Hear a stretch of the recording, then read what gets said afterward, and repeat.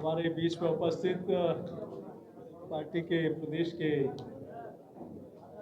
उपाध्यक्ष श्रवण सिंह जी, प्रदेश के मंत्री विकेश गोरवाल जी, माननीय प्रमोद जी, माननीय लक्ष्मीकांत जी, सभी पत्रकार साथियों, आज आपके बीच में विशेष रूप से मोहब्बत की दुकान में लूट का सामान जिस प्रकार से पूरे देश भर में कल से आप लोग देख रहे होंगे कि कैसे नोटों का एक बहुत बड़ा जखीरा जिसको गिनते गिनते कई घंटे हो गए और गिनने की मशीनें भी खराब हो गई। ये कांग्रेस पार्टी की मोहब्बत की दुकान है और माननीय प्रधानमंत्री जी ने स्पष्ट रूप से इन नोटों के ढेर को देखते हुए कहा है कि कांग्रेस के नेता ईमानदारी का भाषण देते हैं, उनको ये देखना चाहिए जो जनता से जो लूटा है उसकी पाई पाई लौटानी पड़ेगी। ये मोदी की गारंटी है और ये अभी से नहीं, ये कांग्रेस पार्टी का एक लंबा इतिहास है। चाहे जीप घोटाला हो, चाहे बफर्स घोटाला हो, चाहे यूरिया घोटाला हो, चाहे टेलीफोन घोटाला हो, चाहे आदर्श सोसाइटी घोटाला हो, 2G 3G, ऐसे एक बहुत बड़ा सीरियल भ्रष्टाचार का कांग्रेस का अब तक का सबसे बड़ा इतिहास रहा है। और जब एक व्यक्ति के ये हालात होंगे तो आज़ादी से लेकर अब तक देश भर में और अनेक प्रांतों में जिस पार्टी की सरकार रही है, ये एक व्यक्ति का असली चेहरा है। बाकी लोगों ने इस देश के गरीब जनता को कैसे लूटा होगा और भ्रष्टाचार की कमाई से अपनी कितनी अलमारियां भरी होगी, ये जीता जागता उदाहरण ये पूरा देश देख रहा है कि जो लोग आदरणीय मोदी जी के ऊपर इस प्रकार से जांच एजेंसियां जब काम करती है तो इनको पेट में तकलीफ इसी बात की होती है कि हमने जो भ्रष्टाचार की डाला है इतने वर्षों से, आज़ादी से लेकर अब तक, उनका असली चेहरा अब जनता के सामने आ रहा है कि कौन ये वही व्यक्ति हैं जो राहुल गांधी जी के बहुत नज़दीक के फोटो भी आप लोगों ने देखे हैं कि हर कार्यक्रम में वहाँ उनके साथ इर्द गिर्द दिखाई देते हैं। तो इसीलिए देश की जनता कहने लगी है कांग्रेस मतलब करप्शन की दुकान। और ये इसलिए कहा जाता है, इनको मोहब्बत सिर्फ पैसों से है, इनको सिर्फ लूट से है और इसीलिए इस मोहब्बत की दुकान में कितना बड़ा ढेर नोटों का आप सब लोगों ने, पूरे देश ने और आप ही लोगों के माध्यम से देश की जनता ने देखा है कि ये लूट और झूठ की दुकान, यही कांग्रेस का असली सच है। और ये आप लोगों के माध्यम से पूरे देश ने यह भी देखा है कि ये कैसे सांसद हैं जो लगातार कांग्रेस पार्टी के, जिन्होंने राज्यसभा के सदस्य रहते हुए 2019 में जिनके पास बड़ा पैसा एयरपोर्ट में जांच के दौरान मिला था, जो करोड़ों रुपए की राशि थी, जिन्होंने अपने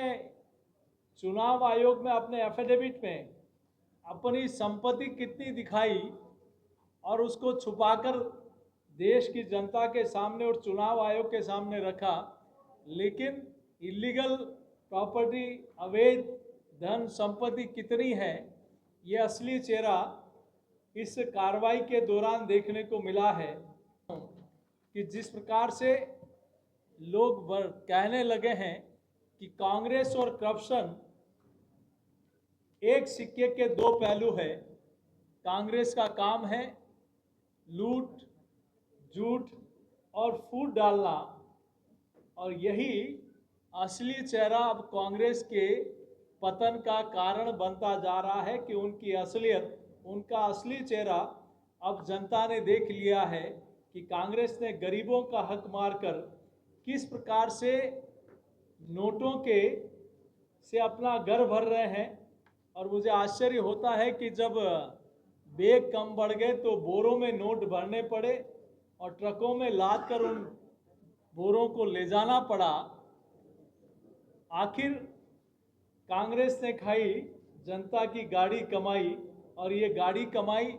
ये मोदी की गारंटी जिन्होंने भ्रष्टाचार किया है उनकी पाई पाई वापस जनता के बीच में जाएगी। और ये कांग्रेस की नस नस में, रोम रोम में सिर्फ और सिर्फ भ्रष्टाचार के अलावा कुछ नहीं लिखा है। और कांग्रेस और भ्रष्टाचार का इसीलिए लोग कहते हैं कि चोली दामन का साथ है। आज मैं आपके बीच में इतना ज़रूर कह सकता हूं कि जिस प्रकार से कांग्रेस पार्टी के सांसद के यहाँ ये रेड पड़ने के बाद उनके परिवार के लोगों के नाम से एक शराब कंपनी जो उड़ीसा में चल रही है, धीरज साहू जिनके एक व्यापारिक समूह के नाम से, कांग्रेस पार्टी का जब एक व्यक्ति के पास भ्रष्टाचार का इतना काला धन कांग्रेस के एक सांसद के पास है, तो बाकी लोगों का इन पूरे कुनबे के क्या हालात होंगे। यही हाल कांग्रेस पार्टी का 5 वर्षों में राजस्थान में भी, राजस्थान की जनता ने देखा है कि किस प्रकार से पेपर लीक में हो, चाहे जल जीवन मिशन में हो, चाहे योजना भवन में हो, चाहे पोषाहार में हो, सिर्फ और सिर्फ लूट के अलावा कोई काम नहीं हुआ है। तो ये कांग्रेस का असली चेहरा, ये गमंडिया गठबंधन जो है, हम सब लोगों ने देखा है, चाहे केजरीवाल हो, चाहे चारा घोटाले में देश के लोगों ने देखा है, ये पूरा का पूरा गठबंधन जिस मानसिकता के लोगों का है, जिन्होंने वर्षों से, चाहे क्षेत्रीय दल हो, चाहे कांग्रेस पार्टी हो, इन्होंने सिर्फ और सिर्फ भ्रष्टाचार करने के अलावा कोई काम नहीं किया। इसीलिए आपके माध्यम से लोगों ने देखा है कि कैसे इनका काला इतिहास, काला सच अब जनता के सामने आ चुका है। अशोक गहलोत जी के ओएसडी लोकेश शर्मा जी ने भी कहा कि इन्होंने 5 वर्ष में जो पाप किया है उस पाप को छुपाया है, अलाकमान से फरेब किया है, और हार के पीछे यही एक प्रमुख कारण है। तो मैं सोचता हूं अब राहुल गांधी जी और सोनिया गांधी जी और प्रियंका गांधी जी को, जिनका भी एक इतिहास है इस प्रकार के,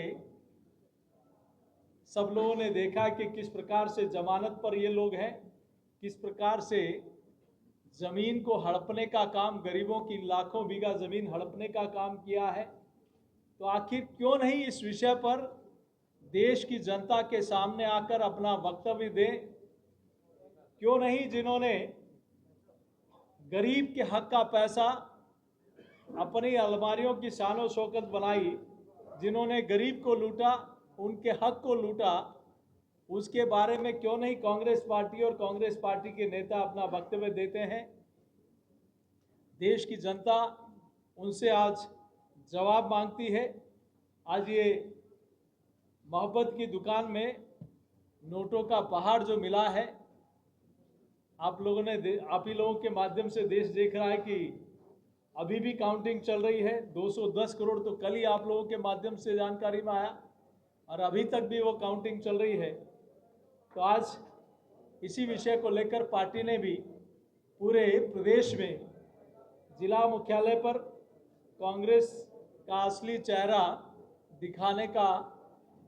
पार्टी के माध्यम से एजिटेशन हुआ था। आप लोगों के बीच में बस यही बातचीत करनी थी। बहुत बहुत धन्यवाद।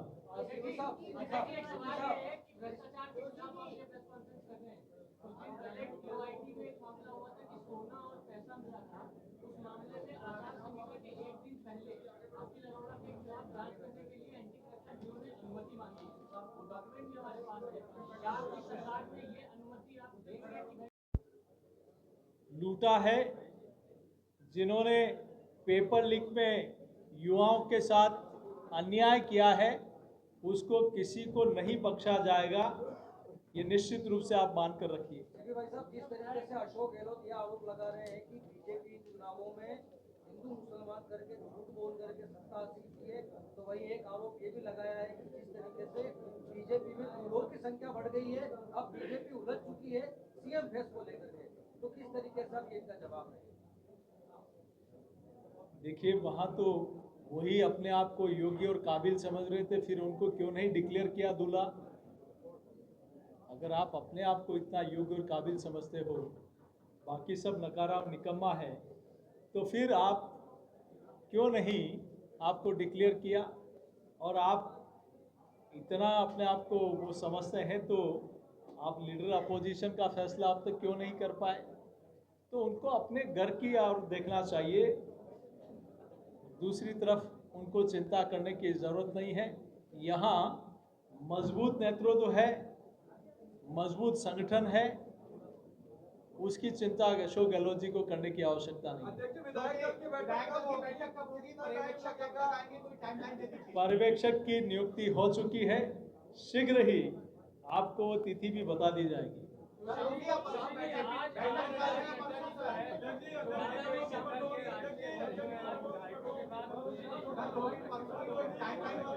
शीघ्र ही आपको तिथि से अवगत करा दिया जाएगा। आज राष्ट्रीय अध्यक्ष नड्डा जी जो है विधायकों के साथ वीडियो कॉन्फ्रेंसिंग करने वाले हैं, क्या लगता है कि अध्यक्ष जी जो नवनिर्वाचित विधायक है उनको क्या मंत्रणा देने वाले हैं और उसका समय क्या रहेगा? विकसित भारत संकल्प यात्रा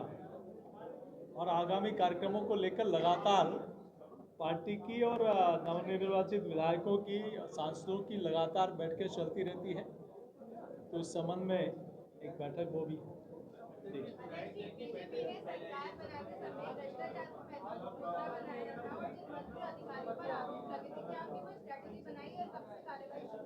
मैंने अभी, आपने सुना होगा तो मैंने कहा कि भ्रष्टाचारी कोई भी हो, कितना भी बड़ा हो, जिसने गरीब के हक का पैसा लूटा है उसके खिलाफ सख्त कार्रवाई होगी। Thank you.